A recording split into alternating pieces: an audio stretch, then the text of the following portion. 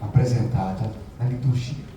Então a gente convida nesse momento o nosso irmão, companheiro, membro dessa comunidade, Luiz Beltrão, para ajudar a gente a refletir as leituras que acabamos de ouvir. A palavra é sua, meu irmão. Boa noite. Louvado seja nosso Senhor Jesus Cristo. Sempre seja louvado. Gente, se eu soubesse que as leituras iam ser essa, quando o Padre Jefferson me convidou, eu não teria aceitado, não.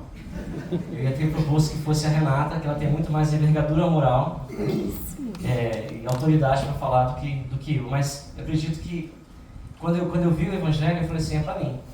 Então, acho que ele serve primeiramente para mim. Então, se servir também a vocês, vai ser lucro.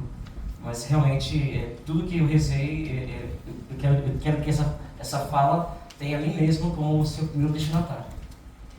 Então eu queria começar contextualizando. O trecho de hoje, ele é parte do que a gente chama, no texto de Lucas, de Sermão da Planície. E ele contém uma série de ditos sapienciais de Jesus, de exortações, de máximas morais, pequenas parábolas, como a gente viu hoje.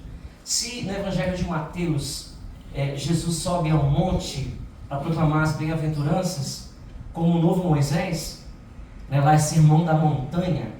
Aqui, Lucas, ele desce para planície, é o Sermão da Planície. Ele se coloca no meio do povo. Esse detalhe já nos ensina muito, porque Jesus não fala de um lugar distante, superior, inacessível. Ele é um mestre, ele é um mestre, é verdade, mas que está no meio da gente, ensinando com autoridade, mas também com proximidade. Quer dizer, nosso Pai não é Deus acima de todos, mas Ele está no meio de nós, que é a única fala que a gente repete 3 vezes na missa. Deus está no meio de nós, no meio da Assembleia. 2 domingos atrás, a gente viu que Jesus proclamou felizes os pobres e alertou para a dependência das riquezas. No domingo passado, Ele deu para a gente a nova lei, a lei do amor aos inimigos. E nesse, Ele nos fala dessas 3 parábolas: do cego guiando outro cego, da árvore que dá frutos e da boca que fala do que o coração está cheio.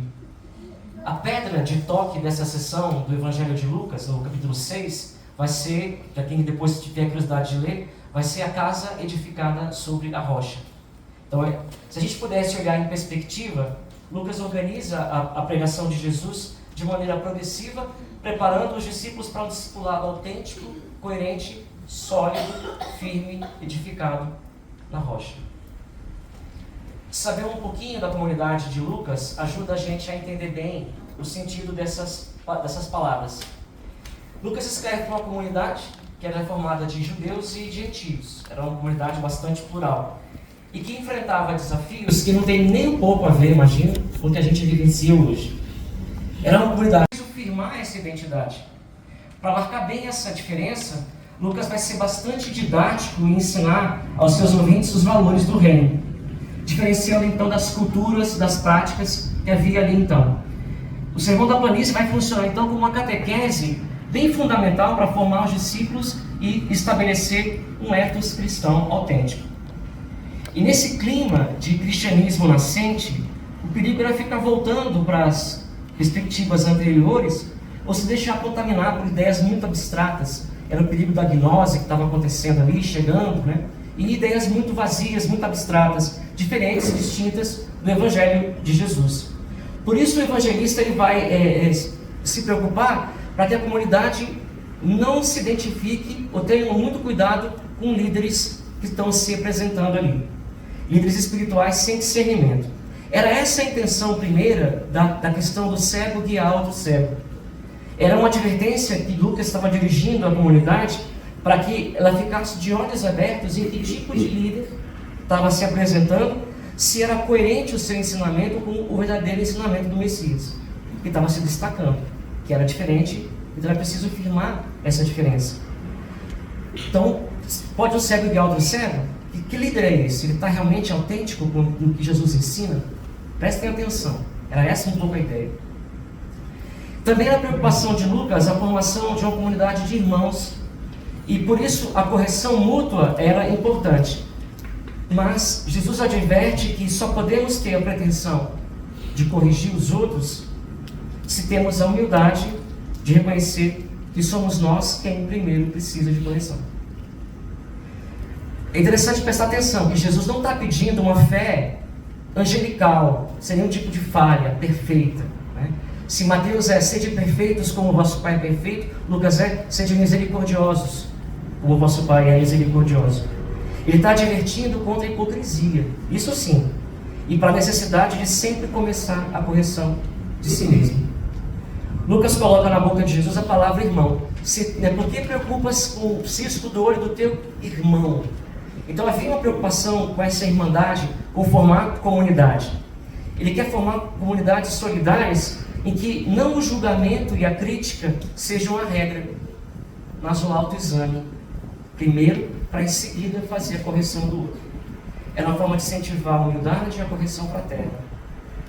Com a parábola da árvore e dos frutos, Lucas quer mostrar que ser cristão não é aderir a uma doutrina qualquer, né? Mas realmente se radicalizar na mensagem e ser diferente do mundo. O Evangelho traz uma proposta diferente.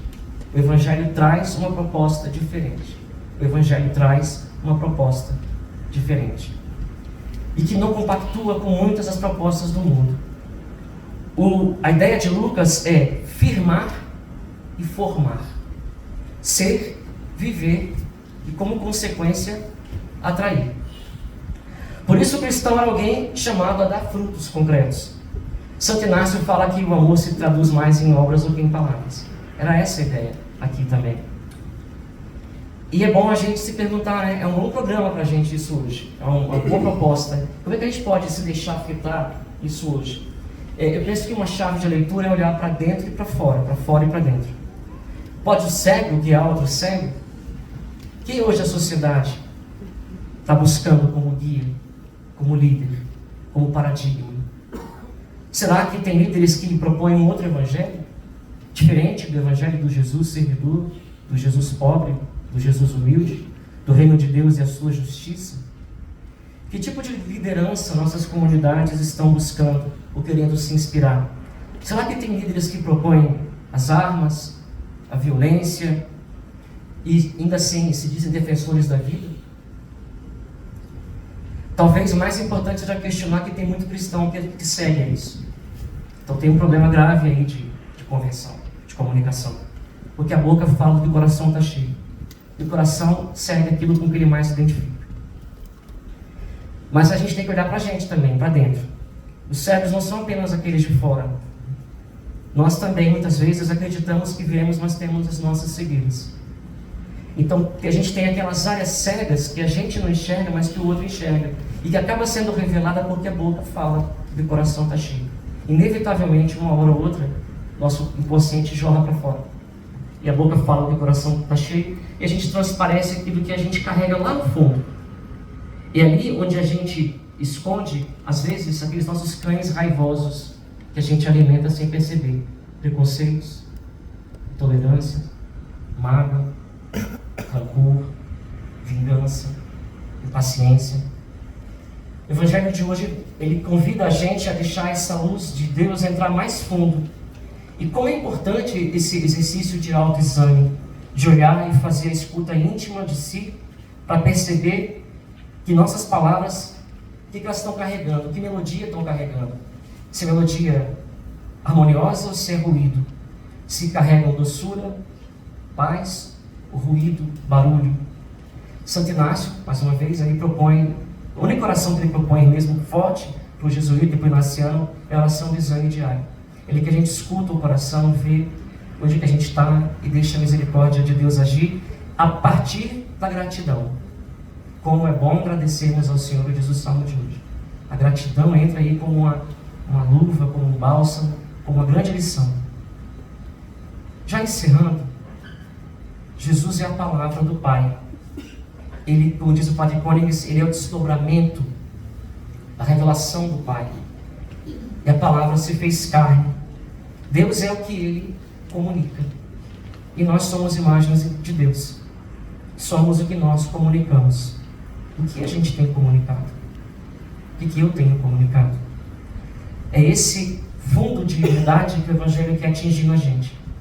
No site da Faculdade Jesuíta, da FAGE, tem um lugarzinho de reflexão chamado Palavra e Presença. Assim como Jesus é a palavra e a presença do Pai, nossa palavra, aquela que brota do nosso coração e que revela o nosso íntimo, é a nossa presença no mundo.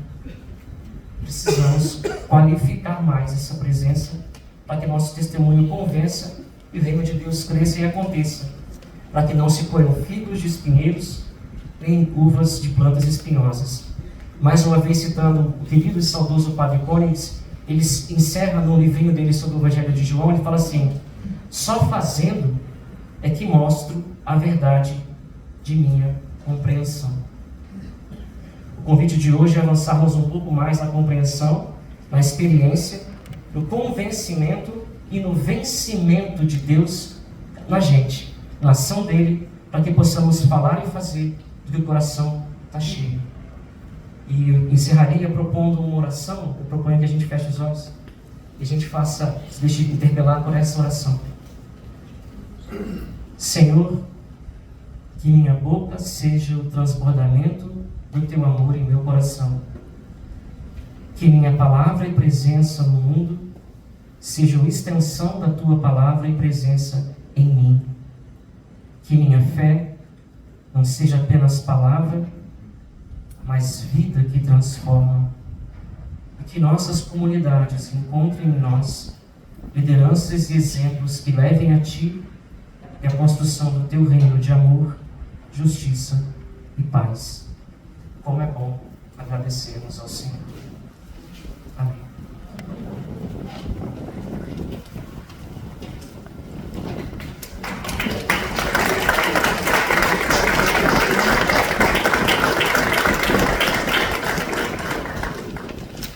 Um minutinho de silêncio para a gente guardar a palavra de Deus, a palavra desse nosso irmão, companheiro, que nos ajuda a pensar, a refletir. É bom agradecermos ao Senhor.